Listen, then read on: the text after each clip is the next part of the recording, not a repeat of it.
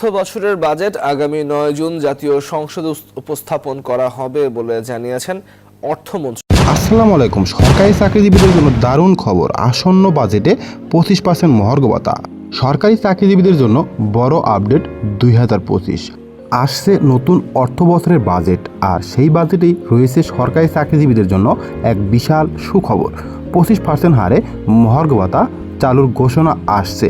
এই ভাতার প্রভাব কতটা, কারা উপকৃত হবেন, আর কবে থেকে এটি কার্যকর হতে পারে, সব কিছু বিস্তারিত জানবো আজকের এই ভিডিওর মাধ্যমে।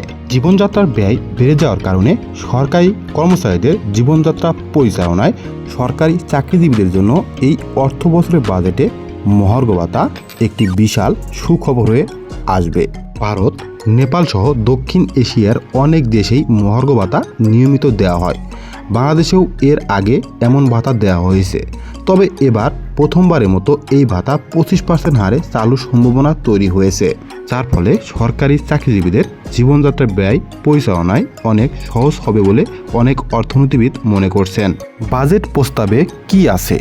অর্থ মন্ত্রণালয় থেকে পাওয়া প্রাথমিক খসড়া অনুযায়ী 2025-26 অর্থ বছরের বাজেটে সরকার 25% হারে মহার্ঘ ভাতা অন্তর্ভুক্ত করতে চায়। এটি মূল বেতনের উপর ভিত্তি করে নির্ধারিত হবে।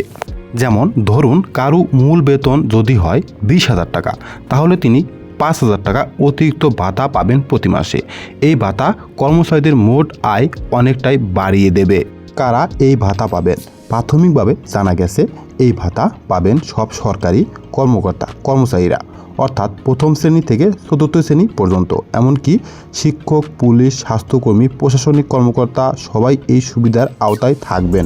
এছাড়াও পেনশনভোগীরাও এই ভাতার আওতায় পড়বেন। মোট প্রায় 14.5 লাখ সরকারি কর্মচারী এই সুবিধা পাবেন বলে ধারণা করা হচ্ছে।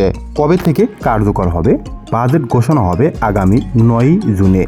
সেখানে যদি মহার্ঘ ভাতা অনুমোদন পায়, তবে এটি 2025 সালের জুলাই থেকে কার্যকর হওয়ার সম্ভাবনা রয়েছে, অর্থাৎ নতুন অর্থবছরের শুরু থেকে কর্মচারীরা এটি পাবেন।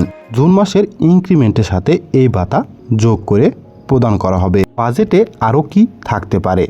মহার্ঘ ভাতার পাশাপাশি বাজেটে আরও কিছু গুরুত্বপূর্ণ প্রস্তাব আসতে পারে, যেমন অবসরপ্রাপ্তদের পেনশন বাড়ানো, শিক্ষা ও স্বাস্থ্য খাতে বরাদ্দ বৃদ্ধি, নতুন নিয়োগ প্রক্রিয়া সহজতর করা।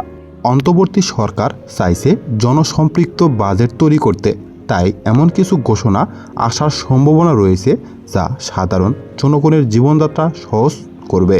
সাধারণ মানুষের প্রতিক্রিয়া। মহার্ঘ ভাতা ঘোষণায় সরকারি চাকরিজীবীদের মধ্যে স্বস্তি ফিরে এসেছে। অনেকেই মনে করছে এটি শুধু একটি আর্থিক সহায়তা নয়, বরং মূল্যস্ফীতির সঙ্গে তাল মেলাতে একটি গুরুত্বপূর্ণ পদক্ষেপ। মহার্ঘ ভাতা চালু হলে শুধু সরকারি কর্মচারী উপকৃত হবেন না, এর ইতিবাচক প্রভাব পড়বে সামগ্রিক অর্থনীতিতেও। আপনার মতামত কি? আপনি কি এই ভাতাকে সময় উপযোগী মনে করছেন? নিচে কমেন্টে জানিয়ে দিন।